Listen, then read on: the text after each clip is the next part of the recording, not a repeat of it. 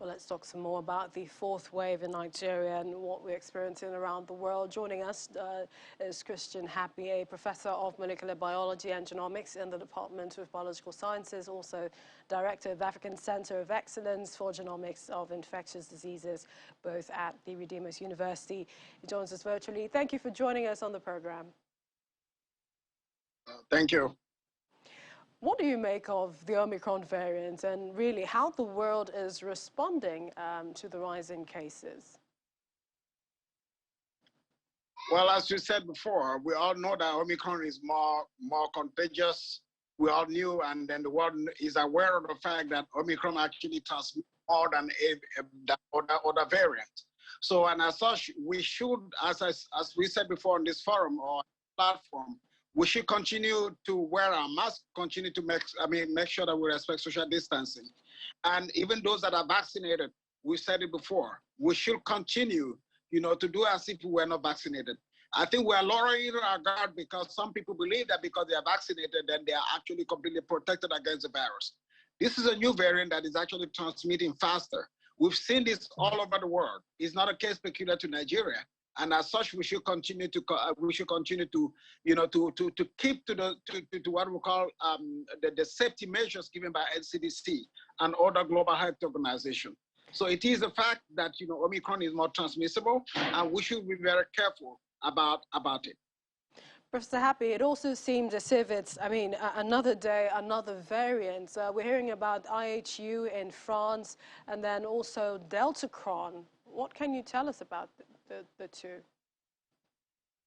I think these are exaggerations. For the IHU, it is basically the same person in France that is seeking for attention.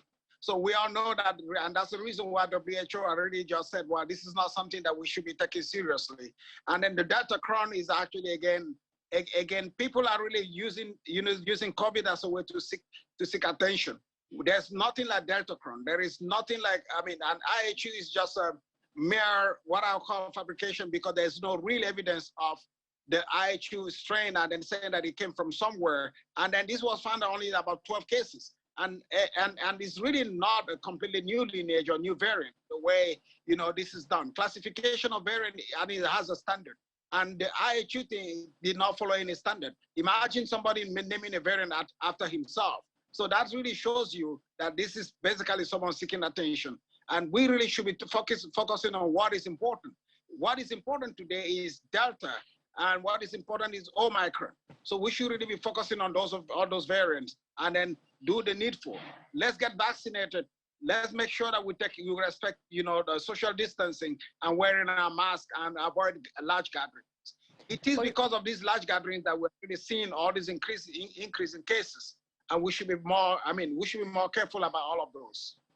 But there are possibilities that the virus can also mutate and then that it might be another variant of concern. And this is after Omicron, isn't it? Of course there is. And we've said it before. As long as there's transmission occurring and transmission of the virus, that is the virus passing from one person to the other, there is that possibility that there is a new variant that could emerge. We are not saying that is not possible. And that's the reason why we're encouraging people that this pandemic, can be ended by us. If we all do the right thing, we can end this pandemic easily. So let's wear our masks, let's get vaccinated, and let's, reduce our large gatherings and then respect social distancing. We can all do it together. Not the business of government alone or the government or international health organization. Each and every one of us should be concerned. Professor, what's your take on some experts who feel that the string of new studies which confirm the sort of silver lining of the Omicron variant with the record cases but less hospitalizations, they feel that perhaps we're moving to a less worrying chapter at the beginning of the end of the pandemic? Well, I think, it can be explained. The fact that Omicron is actually is giving us less severe clinical cases can be explained. We have had several exposure to several variants. Remember, we started with Alpha, then we have Beta, we have Delta, we have Gamma. All of those variants, exposure to all of those variants have helped to build some level of immunity. So not surprising that we're having a situation whereby we're having this new variant, but these variants, we are presented with much more milder cases. But let's not make any mistake. You know, this same variant that we are considering mild today can change and become more severe. So, and as such, we have to be very careful. This does not mean and does not translate that to the end of the pandemic.